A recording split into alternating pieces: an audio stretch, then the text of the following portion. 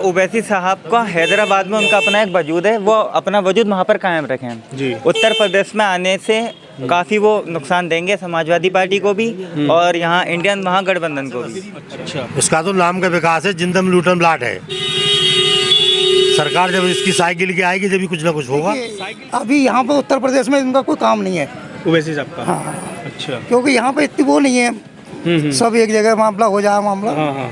तो उसके बाद अगर कहीं मुस्लिम ही एक नहीं है हाँ। तो यहाँ पे करेंगे क्या काम करके। अच्छा। बिलारी के लिए विधायक फ़हीम साहब ने जो विकास कराए मैं आपको गिना नहीं सकता, कितने शानदार विकास उन्होंने कराए हैं।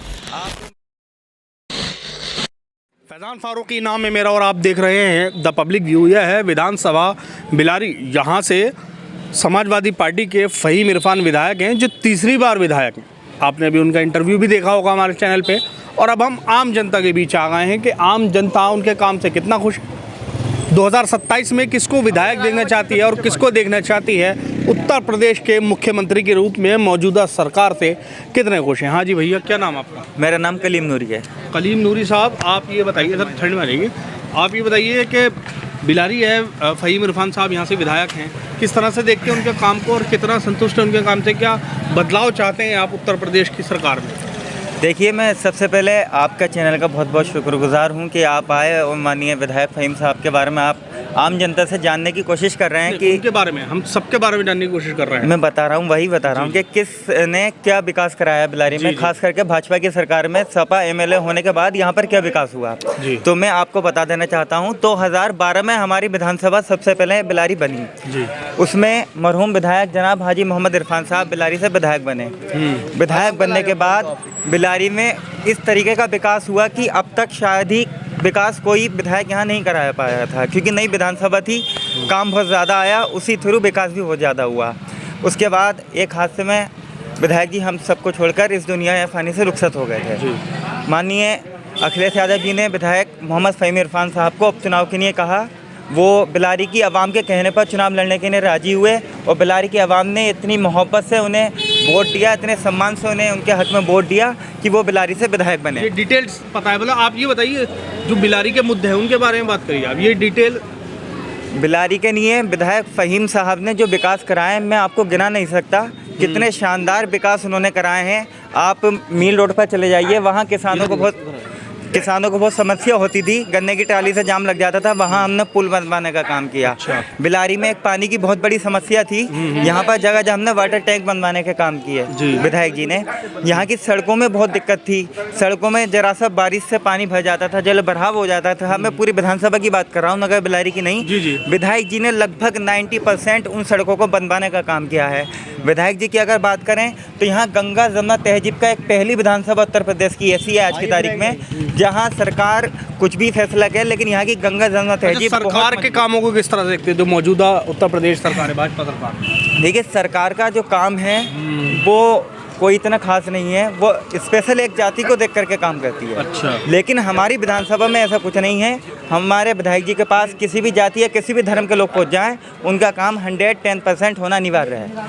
आगे जो चचा है हमारे, उनसे बात करेंगे। चचा अस्सलाम वालेकुम। बिलारी के किस तरह से देखते हैं, कौन बनना चाहिए 27वें मुख्यमंत्री उत्तर प्रदेश में?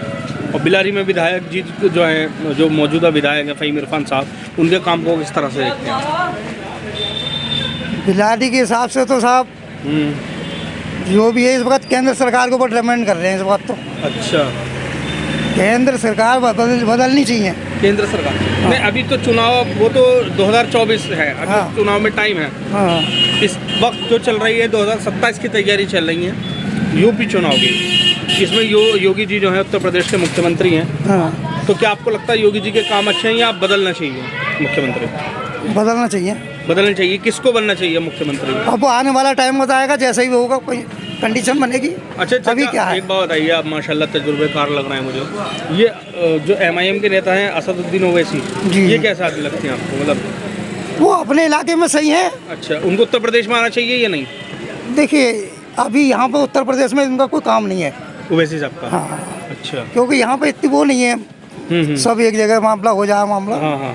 तो उसके बाद अगर कहीं मुस्लिम ही एक नहीं है हाँ। तो यहाँ पे करेंगे क्या काम करके। अच्छा, यानी उनको आना नहीं चाहिए, नुकसान कोई फायदा नहीं है और कोई फायदा नहीं है। अब 2-4 विधायक बन जाएं उससे कोई फायदा होता नहीं मामला। करेंगे अस्सलाम वालेकुम सर, खैरियत से हैं आप?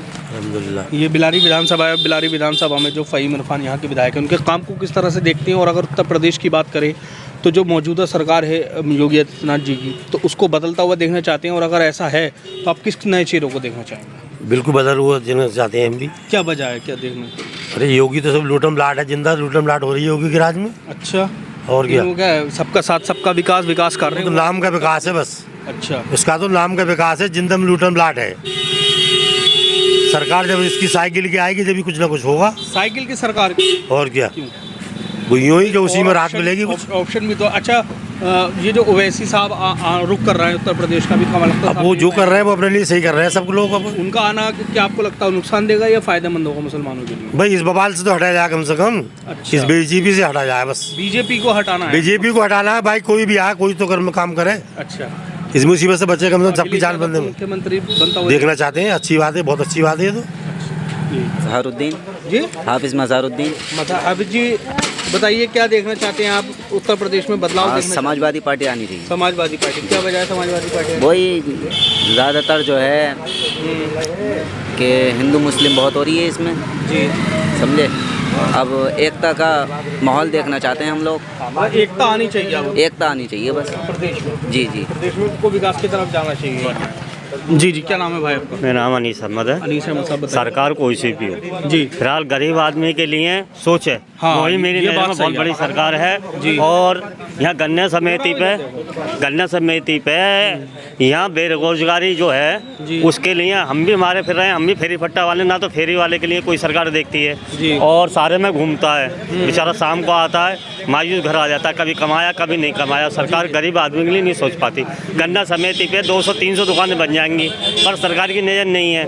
हम भी दुकान वाले थे, हमारी दुकान अचानक से खाली कर दी जी, जी। गई, फिर मिली नहीं। अब हमें गन्ना समिति सरकार दुकान बना दे और गरीब के बारे में सोचे, बस ये है कि वो सरकार बन जाए। हमारी नज़र में ये बुरी है। सरकार को ये सोचना चाहिए गरीब आदमी को किस तरीके से रिलीफ मिले, किस तरीके से बढ़े, उसी के हिसाब से चलना तो चाहिए। आप इस सरकार से खुश नहीं है जो मौजूदा? सरकार तो सभी अपनी अपनी तरीके से सभी सही कर रही है। फिर जो सोच है गरीब आदमी, फेरी फट्टा या दुकानदार आदमी के लिए तरफ सोचे तो सरकार खुद ही अपने आप बदल जाएगी, अपने यहाँ भी बदल जाएगी सरकार। सवाल जरूर करना चाहूँगा मैं, क्योंकि आप समाजवादी पार्टी के समर्थक लग रहे हैं। जो एमआईएम के नेता हैं असदुद्दीन ओवैसी, अगर वो यहाँ का रुख करते हैं तो समाजवादी पार्टी के लिए क्या नुकसान रहेगा, उसमें फायदा? देखिए, ओवैसी साहब का हैदराबाद में उनका अपना एक वजूद है, वो अपना वजूद वहाँ पर कायम रखें। जी। उत्तर प्रदेश में आने से काफ़ी वो नुकसान देंगे समाजवादी पार्टी को भी और यहाँ इंडियन महागठबंधन को भी। अच्छा। तो मेरी अपनी राय यह है कि ओवैसी साहब अपना हैदराबाद में पंजा जमाए हुए हैं, वहाँ कायम रहें, यहाँ पर आने की कोई ज़रूरत नहीं है।